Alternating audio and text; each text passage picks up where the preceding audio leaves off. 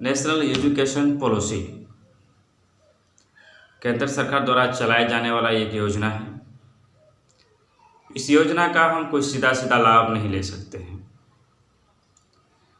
लेकिन इस योजना को लाने के पीछे सरकार का मकसद और उद्देश्य यह है कि स्कूलों में, कॉलेजों में जो शिक्षा प्रणाली है उसको दुरुस्त करना, शिक्षा की विधि व्यवस्था को मजबूत करना, खास करके गरीबी रेखा से नीचे जो लोग अपनी ज़िंदगी को जीते हैं उन परिवार के बच्चों को शिक्षा मिले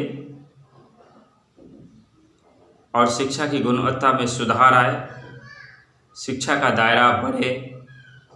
इसी के तहत नेशनल एजुकेशन पॉलिसी को लाया गया है और इस पॉलिसी को लाने के बाद पुरानी शिक्षा प्रणाली जो थे उनसे काफ़ी इसमें कई नियम बदले भी गए हैं, कहीं चेंजिंग किया गया है, कई परिवर्तन हुए हैं।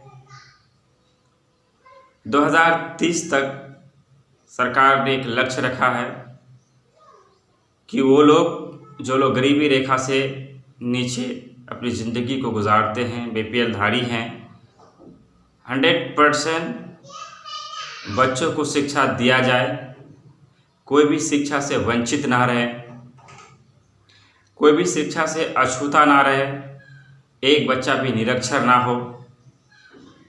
इसके तहत इस पॉलिसी को लाया गया और इस पर सरकार अपनी रणनीतियाँ बनाती है, कई योजनाएं बनाती है, कई तरीके बनाते हैं और कई चीज़ें सरकार ऐसी लेकर आए जिससे विधि व्यवस्था को दुरुस्त किया जा सके। इसी तरह से शिक्षा को लेकर कई ऐसी चीज़ें सरकार करते रहता है जो बहुत सारी चीज़ों में हमें फ़ायदा पहुंचाता है, बेनिफिट पहुंचाता है।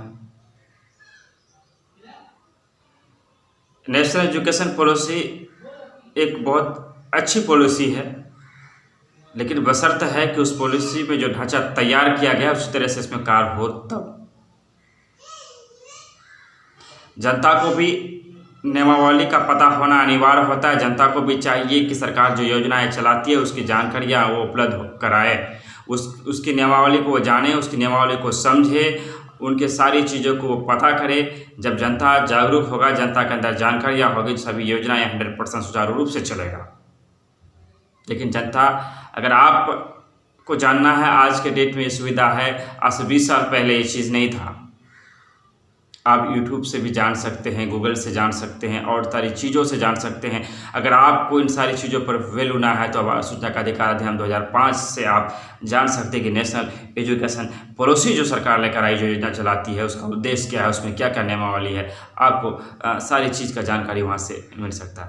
मिशन संसद बिहार को बनाने का मकसद है कि आप तक जानकारियाँ पहुँचे, आप तक सही जानकारियाँ पहुँचे। इसलिए मिशन संसद बिहार में हम उन चीज़ों पर बात करते हैं जो आपके लिए लाभदायक होता है, जो आपके लिए फ़ायदेमंद होता है। फिर आएंगे हम अगले दिन एक नई मुद्दा, एक नई टॉपिक के साथ। आज हम हमसे लेते विदा। शुक्रिया, धन्यवाद।